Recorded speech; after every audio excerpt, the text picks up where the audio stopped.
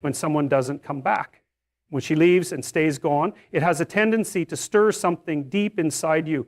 It challenges your sense of worth. It forces you to question, was I not enough? That voice can become unbearable if you allow it to go unchecked. You sit in the silence, hoping that maybe she'll return, that maybe she'll see what she missed. But you have to understand something fundamental. Your value is never supposed to be measured by whether or not she comes back. Her return or lack thereof does not define who you are. It only reflects the limits of what she was capable of appreciating. We're conditioned to internalize rejection as a reflection of personal failure. That's what makes it so painful.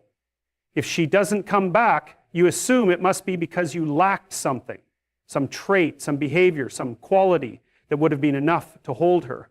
But what if that assumption is entirely wrong? What if it wasn't about what you lacked, but about what she couldn't handle? Some people are simply not built to handle depth. They're not equipped for emotional honesty, for true intimacy, for the kind of vulnerability that love requires. When they face it, they run. And when you chase them, thinking that you're going to prove your worth, all you do is shrink yourself to meet them where they fell short. This is where self-respect becomes non-negotiable. The moment she chose not to return, the moment she decided that walking away was easier than working through it, that was the moment you were handed clarity. Painful clarity, yes, but clarity nonetheless. And the mistake many men make is that they take that moment and turn it inward, letting it rot into shame. But there's no shame in being abandoned by someone who was never ready for you in the first place. There is only strength in recognizing it and then choosing not to abandon yourself in the process. You don't need someone's validation to prove you're worthy. It's a dangerous lie we often tell ourselves, that love, in order to be real, must be returned. But love is not always reciprocal, and that doesn't mean it wasn't real on your end. It simply means you were ready for a kind of relationship she was unwilling or unable to offer. And when you stop tying your value to whether she comes back, that's when you take the power back. Because if she stays gone and you still rise, you've proven something far more important than anything her return could have validated, that you are capable of standing tall on your own. The truth is, some people leave because they expect you to fall apart without them. It's not even malicious in all cases. It's just how they operate. They expect that their absence will leave you begging, chasing, questioning. And when you do those things, you reinforce the very dynamic they assumed you would. But when you don't, when you keep moving, when you heal instead of hope, that silence becomes deafening. Your refusal to crumble without her presence becomes a mirror she may not be ready to look into. And that's not about revenge. This isn't about playing games. It's about setting the record straight with yourself. If you constantly need someone to return in order to feel valuable, then your self-worth will forever be held hostage by people who never had the capacity to see you clearly in the first place. But if you detach your identity from their decisions, you begin to realize that value isn't proven by being chosen. It's lived out in how you carry yourself after not being chosen. Because there's dignity in staying solid while others drift. There's strength in not reaching out just to soothe your ego. And there's wisdom in realizing that if she couldn't see your worth while you were present, her coming back wouldn't change that. It would only delay the inevitable repetition of the same cycle. You have to ask yourself, why would I want someone back who didn't want to stay the first time? What does that say about how I view myself? The answer to that question determines the trajectory of your healing. If the answer is, because I still need her to validate me, then you're still bleeding from the wound. But if the answer becomes, I don't need her to return because I now see what she never could, then you're not just healing, you're transforming. Don't chase ghosts. Don't wait for someone to finally decide you're worthy of love. That should have been given freely. And don't let silence make you forget your value. The truth is, you were always enough. You were just too much for someone who was never ready for depth. And her absence is not proof of your inadequacy. It's just proof of her limits. So when she doesn't come back, let her absence remind you, not of your pain, but of your power. When someone chooses to walk away without looking back, especially in silence, it reveals something essential about who they are and what they value. You might be tempted to believe that their silence means indifference, or worse, that you didn't matter. But silence, especially in the aftermath of shared connection, is never neutral. It speaks volumes. And what it often says is that the person walking away isn't prepared to take responsibility for the weight of what they left behind. But the one who leaves in silence has made a choice, a very deliberate one. They've decided that protecting their own comfort, their own narrative, is more important than facing the discomfort of accountability. That's not strength, that's avoidance. And if you're the one left behind, trying to interpret that silence, you're left with an ache that can distort your sense of reality if you let it. You start filling in the blanks with self-blame, inventing reasons why you must have deserved abandonment. That's the trap. That's where you lose yourself. But here's the deeper truth. Someone who disappears when things get hard, someone who chooses silence over communication, escape over effort, is revealing that their commitment was conditional, that it was tied not to the mutual journey, but to how easy or validating the relationship felt for them. And when things got real, when conflict required maturity, when emotional honesty demanded effort, they opted out. They left, not because you weren't worth it, but because they weren't ready to confront their own emotional limitation. The danger here is that if you're not careful, you'll turn their exit into your blueprint for how you see yourself. You'll internalize their actions as a statement about your worth. You'll think, if she didn't come back, maybe I wasn't enough to fight for. But people don't leave because you're not worth fighting for. They leave because they weren't willing to fight in the first place. There's a difference between being left and being unworthy. Don't confuse the two. It's incredibly painful when someone you opened yourself up to, someone who saw your vulnerability, your flaws, your efforts, walks away without explanation. And that pain can create an illusion that maybe, just maybe, if you'd done something differently, she would have stayed. But that illusion is toxic because it puts all the responsibility for the relation's failure on your shoulders while letting the other person escape with no accountability. And relationships at their core are a shared responsibility. You can't carry all the weight and call it love. When she walked away and didn't come back, it wasn't just about her leaving the relationship, it was about her walking away from the work that love requires. Real love requires patience, understanding, difficult conversations, and emotional resilience. If she wasn't willing to engage in that process, then her absence isn't a sign of your inadequacy. It's a reflection of what she was unwilling to give. You may find yourself tempted to chase closure, to beg for answers, to make sense of the silence. But closure isn't about getting a reason from someone else. It's about choosing to believe that someone's absence is an answer in itself. It tells you what they prioritized. It tells you how much discomfort they were willing to endure for the sake of something meaningful. And if the answer is none, then you've learned all you need to know. What's crucial here is not just accepting that she left, but understanding what that choice actually represents. It represents her threshold for intimacy. It reveals her tolerance for conflict and her courage in the face of emotional challenge. And if she failed in those areas, the last thing you should do is step in and try to rescue the situation by diminishing yourself. If she wouldn't do the work when it mattered, she was never truly committed to the path. And that path, the one that requires self-awareness, honest communication, and deep vulnerability, is the one you deserve to walk with someone who's willing to show up and stay. Someone who meets difficulty with effort, not avoidance. Someone who understands that silence isn't strength, it's just a convenient way to exit without facing the consequences. And if that's the kind of love she offered, you're better off not having it. There's dignity in being the one who stayed present. There's strength in being the one who is willing to talk through the pain, to face the truth, to hold space for growth. Don't let someone's silent departure make you question those qualities. They're rare. And if she couldn't match them, if she chose comfort over connection, then let her go fully. Let her leave without dragging pieces of your self-worth with her. The one who left in silence made a statement not about who you are, but about what she couldn't confront. And you don't need to chase an explanation that was already made clear by her decision. Some things end not because they're broken beyond repair, but because only one person was willing to pick up the tools. So if she left and didn't come back, don't wait in the ruins hoping for her return. Start building again without her. When someone you once gave your heart to watches you heal in silence, it creates an emotional tension they didn't anticipate. People get comfortable with the version of you that they believe they have power over, the one who's hurting, who's still reaching out, who still reacts. When you begin to reclaim your peace, when you begin to respond with clarity instead of confusion, detachment instead of desperation, it unsettles them, especially if they never expected you to find strength outside of their validation. Most people who leave don't truly expect you to rise. They expect you to crumble or at least stay tangled in the pain long enough to confirm their decision to walk away. It's not always malicious. It's psychological. It feeds the illusion that they held more value in your life than they actually did. They want to feel significant. And the surest sign of significance is watching someone fall apart in their absence.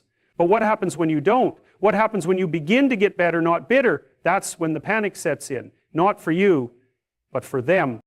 Your healing becomes unsettling, not because you're doing something wrong, but because it forces the other person to face something they weren't ready to see. That your value was never dependent on them, that you were always whole, even if you forgot for a while. And now that you're remembering who you are, it threatens the narrative they've built to justify leaving. They told themselves you were too much, or not enough, or emotionally unstable. But now they're confronted with a version of you that doesn't fit that story anymore, and it shatters the comfort of their delusion. You see, healing isn't just a personal victory, it's also a confrontation. It forces people who left to witness the truth, that your worth was intrinsic, that your growth was inevitable, and that they misjudged you. Not because they couldn't see your potential, but because they weren't ready to rise with you. And that realization cuts deeper than any goodbye ever could. It's a reckoning, one that's often met with silence, confusion, or attempts to re-enter your life under the guise of just checking in. But don't be fooled by the panic disguised as curiosity.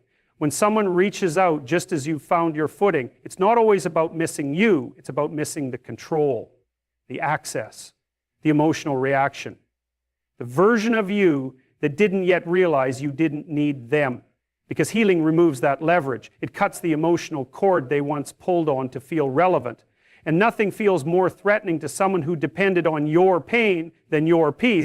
There's a strange shift that happens when you start showing up for yourself. You begin to speak differently. You think clearer. You set boundaries, not to punish others, but to protect your growth. And the person who used to provoke chaos in your life suddenly realizes they have no more influence.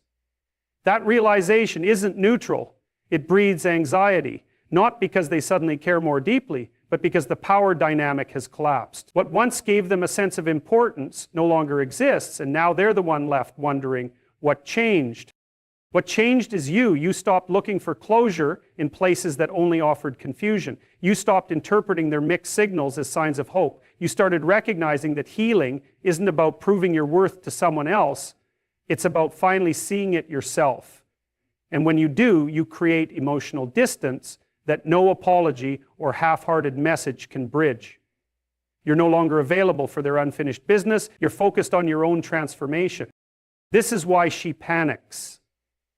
Because she thought you'd be stuck. She thought you'd stay emotionally attached, replaying memories and holding on to what-ifs. But now you're building new narratives, ones where you're the protagonist, not the victim. And in doing so, you highlight everything she refused to become: honest, accountable, emotionally mature. That contrast doesn't just sting, it terrifies her. Because it proves that you lose her. She lost you. And what she lost wasn't just a person, it was a future.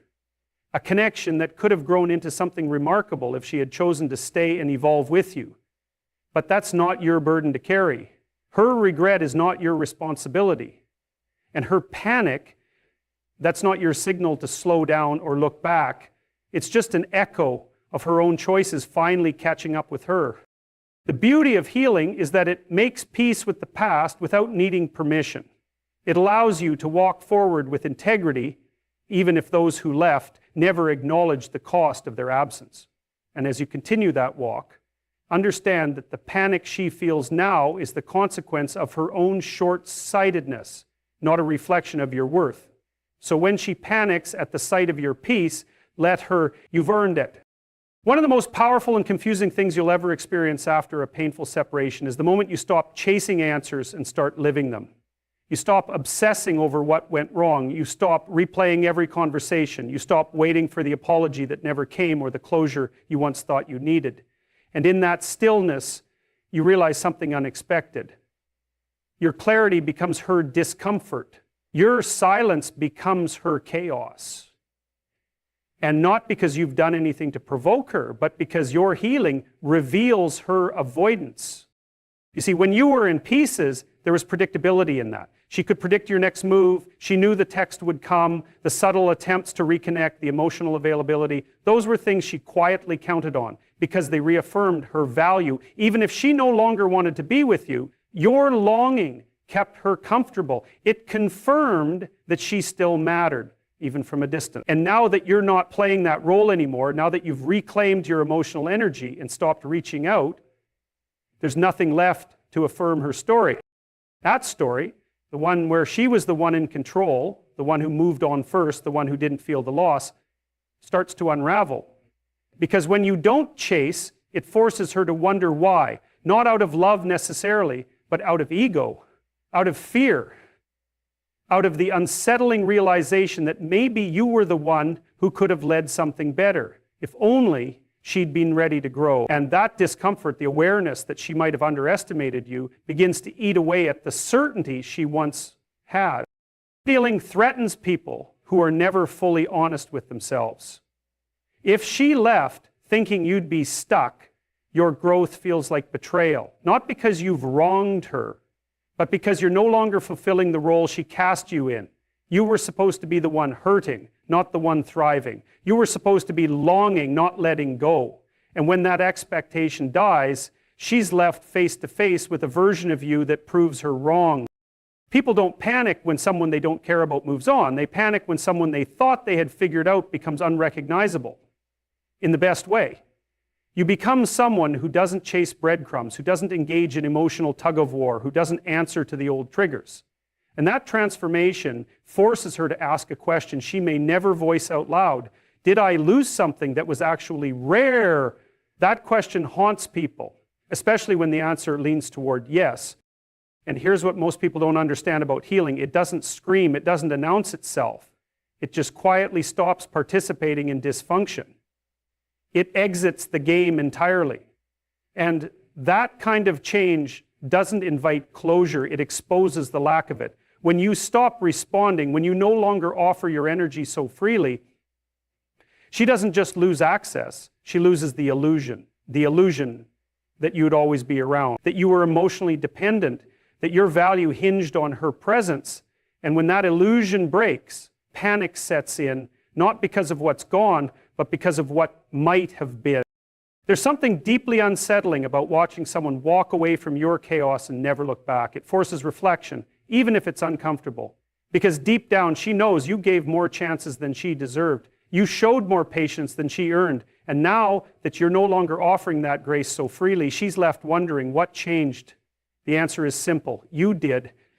You chose peace over patterns, growth over guilt, healing over history. And that choice redefines everything. It's in that redefinition that she realizes something painful. Your silence is not a pause, it's a conclusion. It's not a manipulation tactic. It's not a strategy to win her back. It's the end of the story she thought she could control, and that terrifies her because it means she no longer gets to decide when or how the door closes. You already closed it, quietly, on your own terms, and there's no key left in her possession. That's the difference between someone who's healed and someone who's pretending to. The healed person doesn't return to the fire that burned them. They don't need to prove anything. Their peace speaks for them. And when she sees you not only surviving but becoming stronger, she doesn't just lose a past partner, she loses the version of herself who thought she had you figured out. And that's a loss that lingers. So when you feel that tension, when you sense that sudden interest from someone who once dismissed your presence, understand what it really is. It's not love resurfacing. It's not clarity arriving too late. It's the unease of watching someone become untouchable after you thought they'd never move on. And that's not your burden to soothe. Let her sit with it. What happens when you start investing in yourself, when you shift all that emotional energy away from the person who drained it and pour it into becoming someone you're proud of? It disrupts everything, especially for the person who thought they'd always have access to your attention. When you start building, improving, climbing, even in quiet ways, it sends a message, not through words, not through confrontation, but through transformation. And the truth is, transformation can be a confrontation all by itself, one that forces the other person to come face to face with what they lost. Most people think healing is about forgetting, but it's not. Healing is about remembering everything clearly and choosing differently. You remember how you were treated, how often you ignored your own needs to accommodate theirs. You remember how they dismissed your feelings, made light of your boundaries, treated your loyalty like a given instead of a gift. But instead of holding on to that memory like a wound, you use it as a lesson you learn. And in learning, you grow. And in growing, you evolve into someone they no longer recognize, and that scares them. Because here's what you have to understand. People who benefited from the broken version of you will be uncomfortable with the healed version. The version of you that doesn't entertain disrespect. The version of you that doesn't beg, doesn't chase, doesn't explain your worth to people who were never listening. When you start honoring your own time, energy, and peace, you remove the fuel they once fed on. You no longer exist as a mirror for their ego. And that void you leave behind, it echoes loudly. Suddenly, they find themselves watching you from a distance, sometimes directly, sometimes through mutual connections, sometimes just through the haunting realization that you're not where they left you. You're not in the same emotional space, not waiting in the same place of pain. You've outgrown the dynamic. And they don't know how to respond to that, because nothing threatens the fragile sense of control more than someone who no longer needs anything from you. Not closure, not attention, not validation. And what truly stings is this. When they see you pour your focus into your craft, your body, your goals, your relationships with people who treat you with mutual respect, it becomes clear that you weren't broken. You were burdened.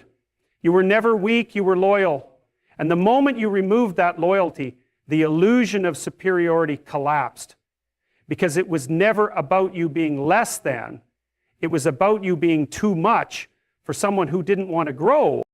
When you start healing, it's not just about what you gain, it's also about what they start to lose. They lose the comfort of being the one who got away. They lose the narrative they told themselves, that you were somehow dependent on them, that they were irreplaceable. And they lose the safety of knowing you'd always be available. That availability is what they really mourn, not the love, not the connection, but the access. And once that access is gone, they're left wondering how they ever let it slip through their fingers. There's an intensity in watching someone you took for granted become untouchable. It's not always about wanting them back. Often, it's about wanting back the version of yourself that had power over someone else. And when that power is gone, when that person no longer reacts, no longer responds, no longer plays the role you assigned them, that's when the panic sets in, because suddenly you're not just someone who left, you're someone who healed beyond their reach. But that kind of healing doesn't need to shout, it just quietly distances itself. It builds silently. And in doing so, it becomes undeniable. There's a weight in that silence that words could never carry. It's the kind of silence that forces reflection, not just on what was, but on what will never be again. And sometimes that's the most unsettling part, not losing the person, but realizing they've become someone better without you. So when you're working on yourself, when you're choosing growth over games and purpose over people-pleasing, know this, they feel it. Even if they never say a word, even if they never reach out, even if they act like it doesn't matter, deep down they notice, because they expected you to fold. They expected you to stay stuck. And instead, you evolved. And now they're left to sit with the realization that the very thing they discarded has become something they can no longer afford to ignore. Your peace is not a performance. Your growth isn't a message for anyone else. But make no mistake, its impact is felt. Let them feel it. One of the most misunderstood moments in the aftermath of a relationship isn't when the other person leaves or when the silence grows. It's when you finally begin to step fully into yourself, when your healing becomes undeniable, and suddenly the very person who once held your heart starts to panic. It's not because they missed you in the romantic sense. It's because they never expected to see you whole again. They never believed you'd be able to reclaim your power and your peace without them. And this panic, they may not admit it, they may hide it behind indifference or anger, but it's very real. It's the quiet recognition that the dynamic has shifted and they're no longer the center of your emotional universe. You see, for a long time, your pain might have been a kind of anchor for both of you. It was a way to keep the story going, to keep the connection alive, even if it was painful and toxic. They relied on your hurt to validate their own choices, to avoid the responsibility of change, to maintain their control. But healing is a rupture of that system. When you start to heal, when you begin to untangle yourself from the emotional chaos, you take away the foundation that held them in place. Without that foundation, they have no choice but to confront what's left, a version of you that no longer needs them. This shift causes a panic, not because they regret losing you as a person, but because they lose the role they played in your story. For them, it's not just about the relationship ending, it's about the loss of control, the loss of certainty. When you were hurting, they could predict your behavior. They could navigate the emotional terrain with ease because it was familiar. But now, with your healing, the terrain is unknown, unpredictable, and it unsettles them. They don't know how to interact with you anymore because the old scripts no longer apply. What's more, this panic often manifests in ways that seem confusing or even hurtful to you. You might notice sudden attempts to reach out, vague messages, or even coldness masked as indifference. These are not signs of genuine care or affection. Rather, they are attempts to regain some semblance of the influence they once held. It's a defensive response to the realization that you've moved beyond their grasp. And this reaction, as uncomfortable as it feels, is a sign of the power you've reclaimed. The deeper truth is that healing threatens those who benefited from your pain. Your growth exposes their complacency and forces them to face their own shortcomings. It reveals that they were never indispensable to your happiness, only to your suffering. And when you step into your own light, it throws their shadows into stark relief. This causes them to panic because the illusion of permanence shatters. They thought they had more time, more influence, and suddenly that certainty evaporates. But here's the most important thing to remember. Their panic is not your problem. It's a reflection of their own inability to grow, to confront their mistakes, or to accept that you're no longer the person who will stay stuck in pain for their sake. Your healing is your responsibility, to yourself first and foremost, not a weapon or a test for them. When you heal, you are not obligated to soothe their discomfort or explain your boundaries. Your peace is not negotiable. At the same time, this panic can be a powerful mirror for you. It shows you how far you've come. It confirms that the work you've done to reclaim your worth, your voice, and your happiness is real and visible, even to those who once ignored or diminished it. Their panic is proof that you are no longer available to old patterns, old wounds, or old expectations. It's evidence that your transformation is not just internal, it's evident in the way the world responds to you. In this process, it's crucial to hold firm to your own growth. Resist the temptation to return to old dynamics out of guilt, fear, or a desire to ease their panic. Your healing journey is sacred, and bending to someone else's discomfort undermines that sacredness. Instead, let their panic be a signpost, a reminder of your progress, not a call to regress. As you move forward, cultivate boundaries that honor your peace and your autonomy. Learn to recognize the difference between genuine connection and panic-driven attempts at control. Allow yourself the grace to prioritize your well-being above all else. Because the day you stop adjusting for their panic is the day you fully step into your power. The day you refuse to be anyone's emotional crutch is the day you show what true healing looks like. And so when the panic comes, whether in silence or in sudden bursts of confusion, know that it's not about you losing something, but about them realizing what they never truly had. Your healing is your victory.